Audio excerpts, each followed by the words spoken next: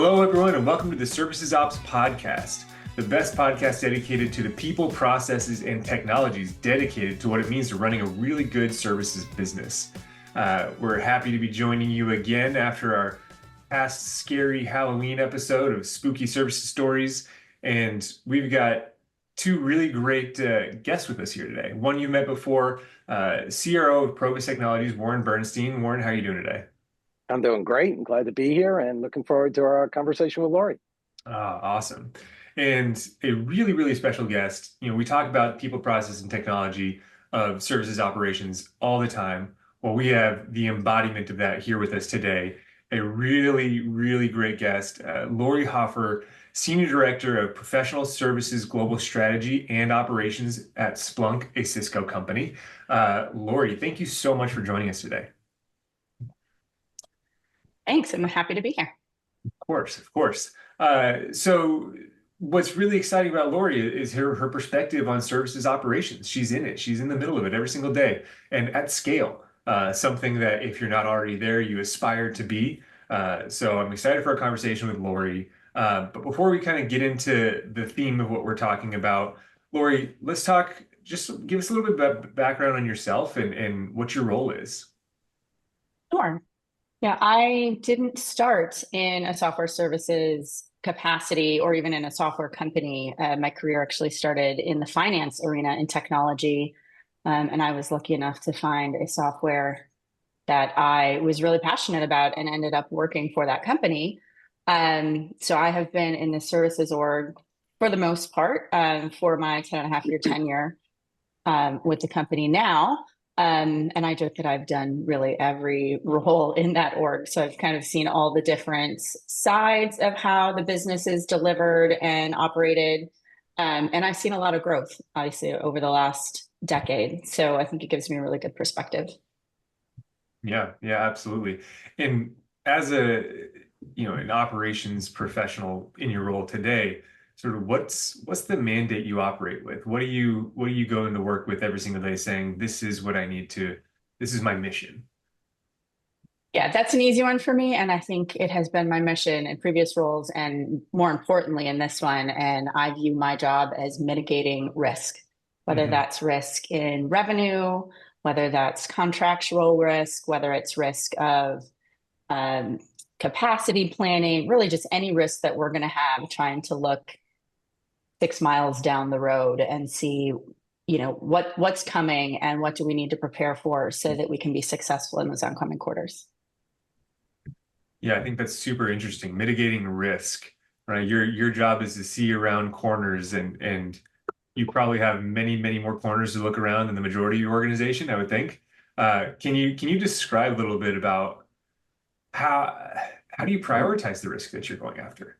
Right? Because you probably have lots of stakeholders to deal with. So maybe describe some of the stakeholders you work with and how you prioritize what mitigating risk means. Yeah, I think like anyone in any role or in any operations capacity can attest to some of that prioritization gets decided for me. So there's things that have deadlines and that you're working in tandem with other organizations. And then there are things that we have decided are the most important and try to fit those around. But it is really a juggling act of deciding which things to work on and getting input from the business and from all the stakeholders on what is the most important. And if other organizations are dependencies, who has the ability to help you execute? It's interesting, Laurie. I really appreciate your background coming from finance, because one of the things that we've seen at Provus recently is that more and more finance organizations are part of the decision around how to move forward with their services quoting processes. And what we're seeing is that the finance team is often the first to recognize the gaps between a financial plan, a sales forecast, and that which is delivered by the delivery team. And those gaps just start permeating through the business in terms of the business not being able to be agile, make quick decisions, make the right decisions long-term for the organization. I'm curious, as you walk through that, especially with your finance background, do you see that coming to fruition even within Splunk? definitely am exposed to what you're speaking to. And those are conversations I have daily, weekly with our finance organization to ensure that we're all on the same page. We are setting the right expectations and adjusting those expectations based on risks and things that we see going on. That's super interesting. So for our audience, right? I'm going to jump into, we're going to pull out some tips from Laurie here.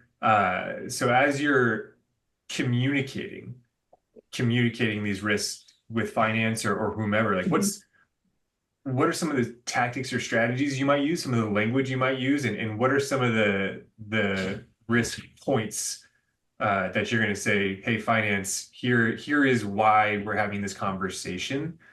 Here is why you're adjusting the plan, or here's where the risk is. Maybe we should. It's like, how do you communicate?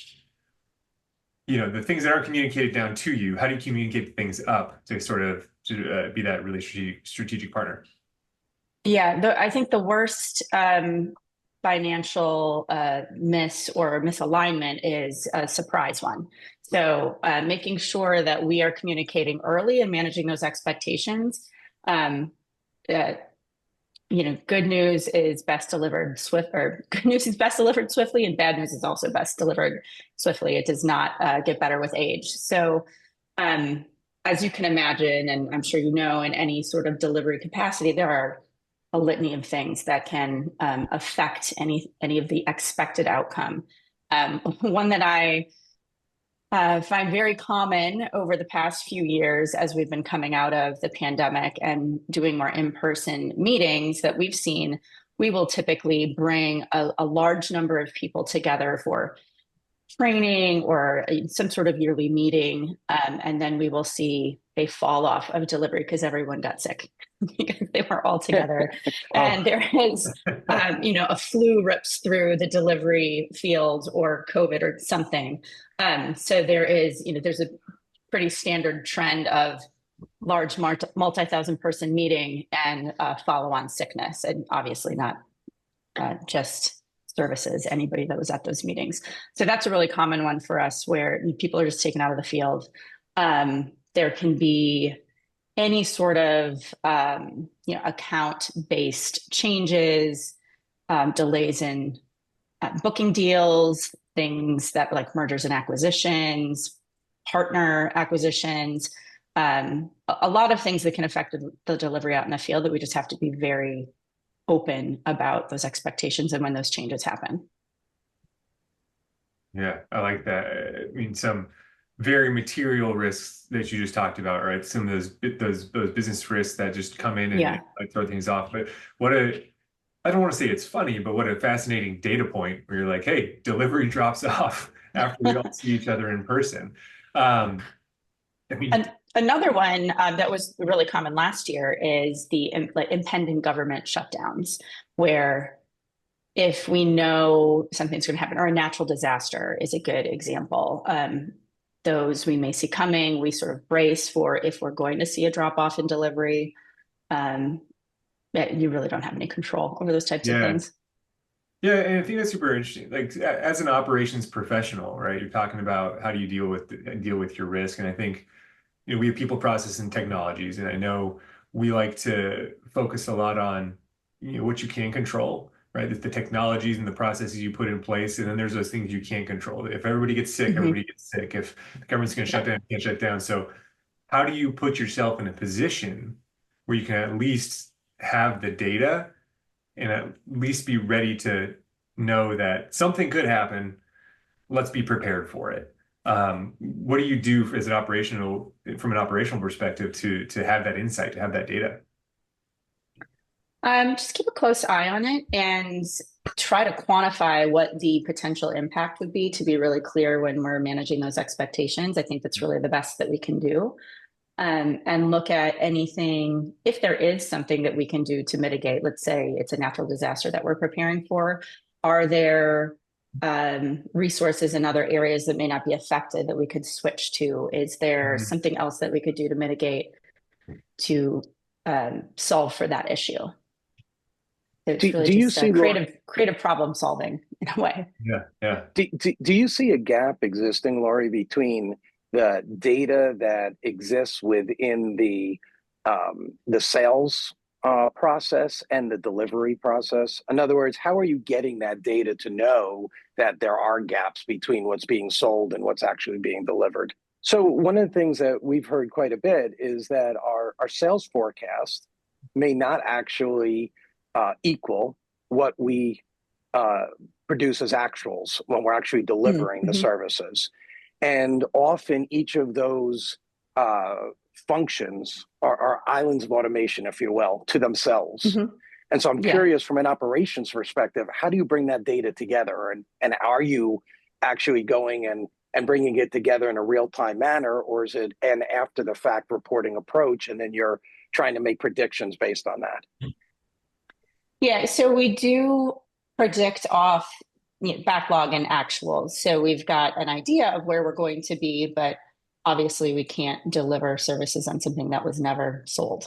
So we do make adjustments. We have educated guesses and use prior year plans to make those guesses of where we're going to be. And those are also pinned to those sales targets as well, but we can only deliver what was sold, obviously. Well, and the reason I asked that is very interesting. We've been talking more and more with our customers about a connected services quoting strategy. Mm-hmm. And that strategy of connected is where we see a lot of the operational inefficiencies bubbling up. Because, as I said, we've got these different islands of automation, but bringing all that information to one place to then be able to make those adjustments when there's a natural disaster or an impending event, it seems to be the challenge for many organizations.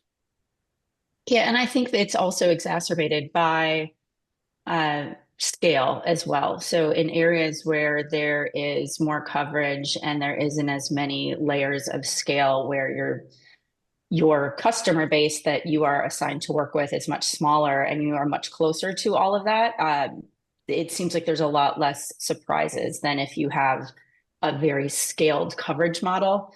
And that's globally for us. There's some areas that we just have much larger scale than others. And we may be closer to what really is expected and can plan better in the areas we have more coverage. Yep, makes sense. I think that's a nice little tease into what something else we want to talk about today is scale, right? So you recently just got off a world tour, visiting lots of different locations. Mm-hmm. Love if you can share some insights that you have about what good scale looks like, right? People, process, and technologies of a big scaled organization, and what are you seeing from a consistency standpoint, from an operations standpoint? Like, what did you learn on this tour, and how are you going to sort of approach your processes and your technologies after what you discovered? Yeah, so the tour itself did give me a lot of time to sync with folks that I sync with every day in our global leadership and managing our global business. A lot more FaceTime. That was fantastic.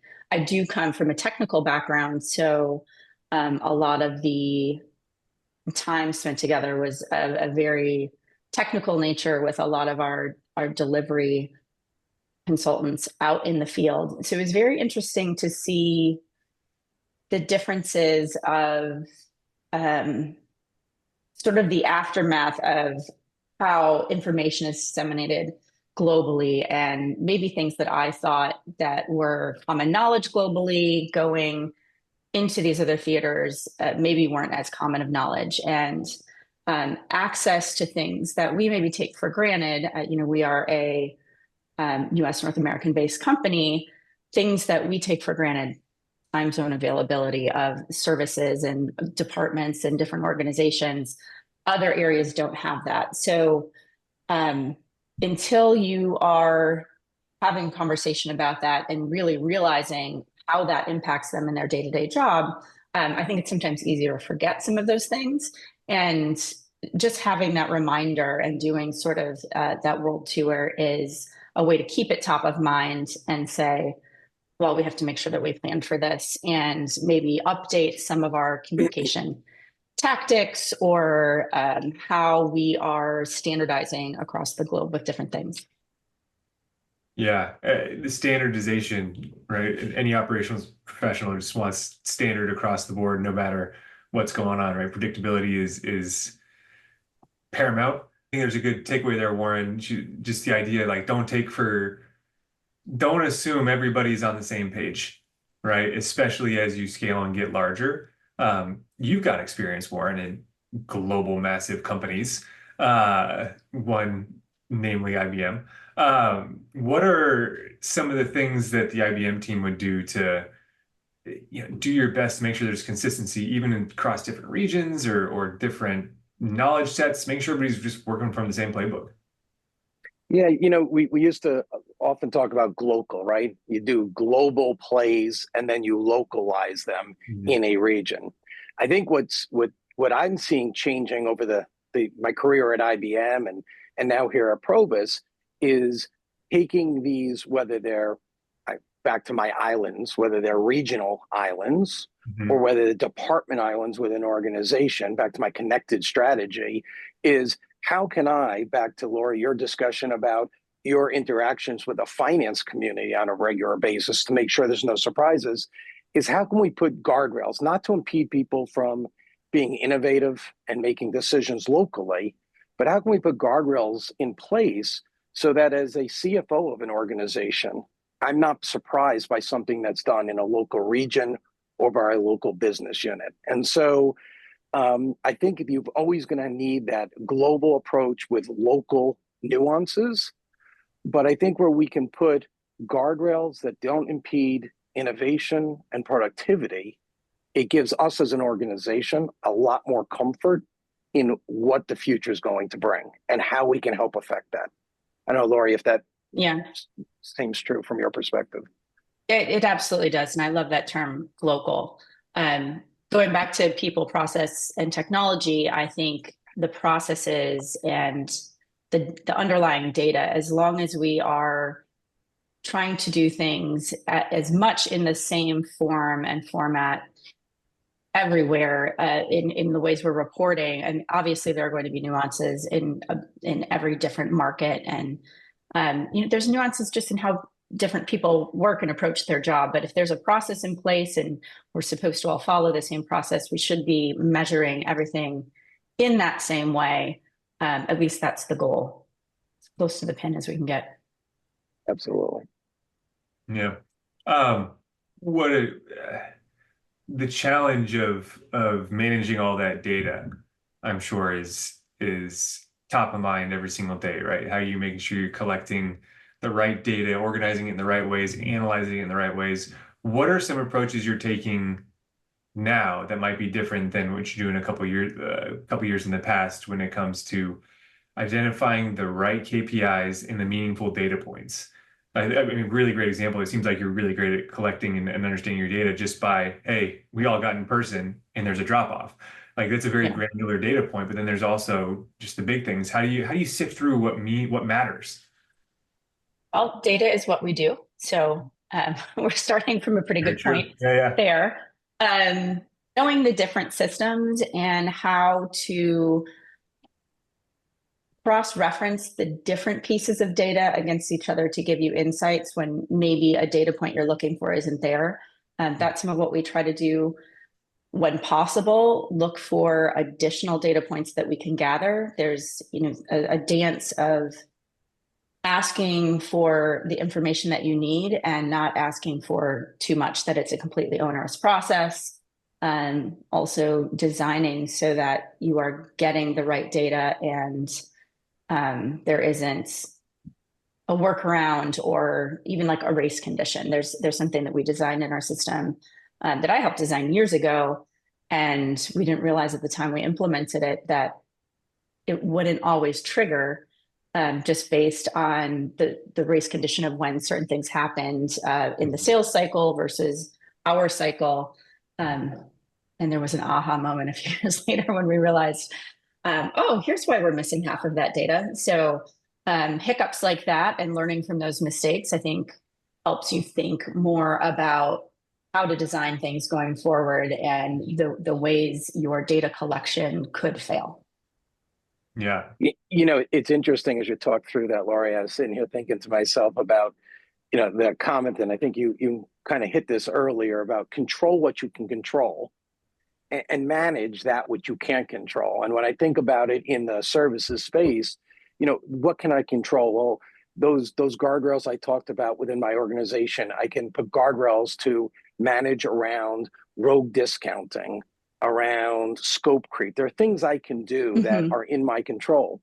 There are other things, uncertainties that I've got to manage. And to manage those, I really need to leverage that real time data. I have to have it accessible so that I can manage things as they happen, right? And so I see that balance in my mind that the service organization that is going to succeed is going to control what they can control, but Yeah. be constantly pulling feedback, i.e., data, and being able to then manage that which they can't control. Yeah, I think that's a great point. One of the things we do more and more is we're constantly looking for outliers where you may ignore a trigger in the data or you're not looking at a certain data point because that's expected.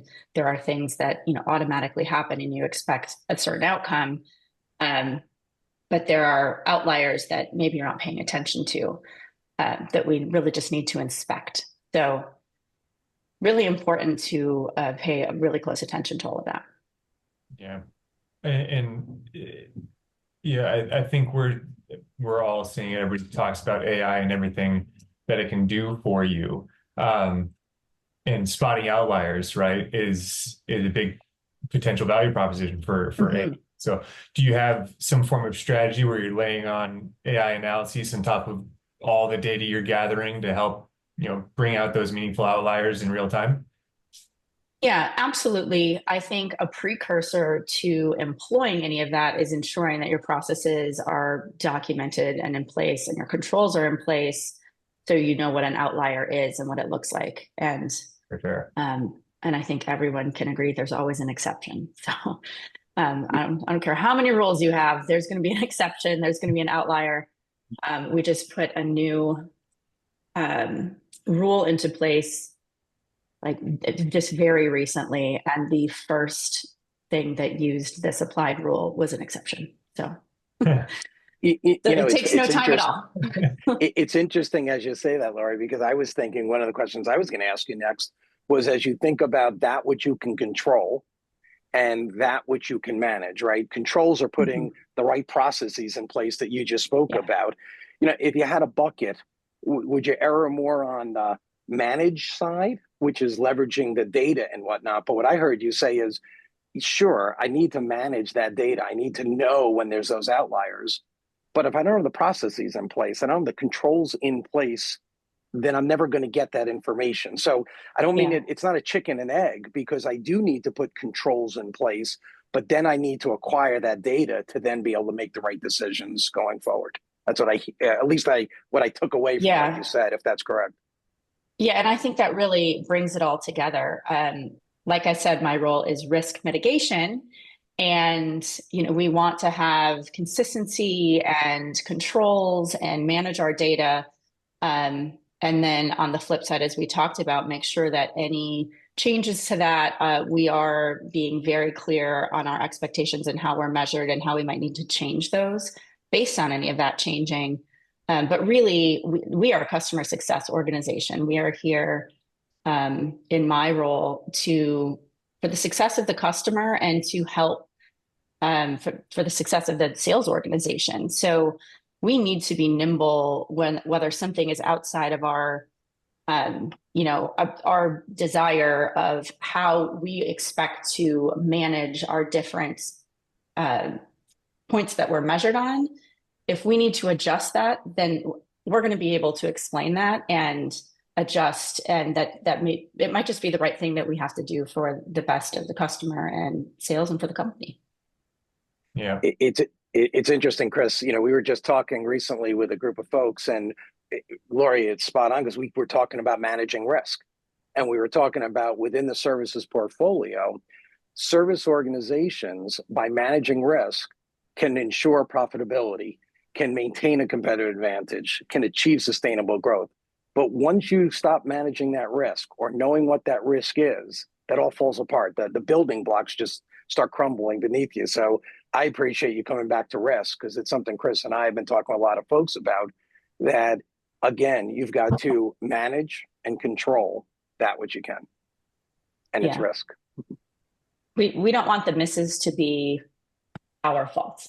If we have to adjust for something we have all decided as a company is better, and that changes the finish line and the target, that's fine. But we don't want to have any misses be because we weren't paying attention, or weren't measuring things correctly, or weren't following process. I like that. It's a very healthy approach to risk, one that probably also helps people sleep better, right? When you know Yeah. that you're not making the mistakes and things happen, that you're able Yeah. to handle. Well, great. Hey, this has been absolutely wonderful. We've already gone through an entire episode. And so Laurie, I just want to say thank you so much. One thing, the way we like to wrap these up is give one, maybe two, concrete takeaways for our audience based off of our conversation. So I'll go ahead and start. And I'll start where we just ended up. Uh, you know, being able to manage that risk is super important. And how do you do that? How do you manage that risk?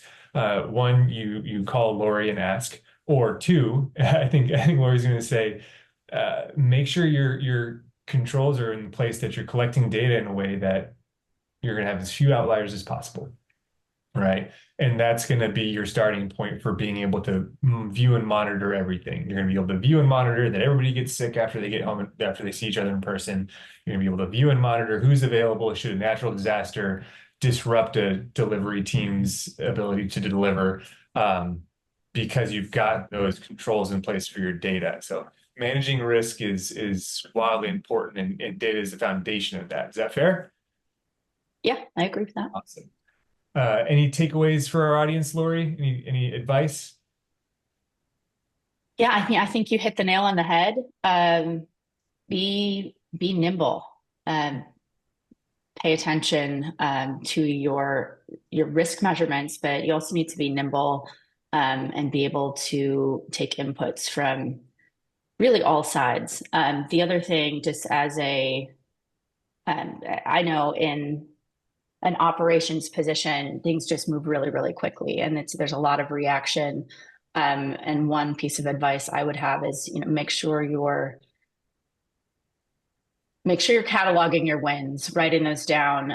Things can move so fast. I think it's hard to sort of quantify or even just record where you've had wins, because you're just on to the next thing. So it's really important to give that kudos to your team, and make sure that you are saying, hey, here's what we accomplished. Here's what we're going to accomplish next. And we're on to these 5, 10 other things, but we just got through all of this, and this has helped to move the business forward and our process forward.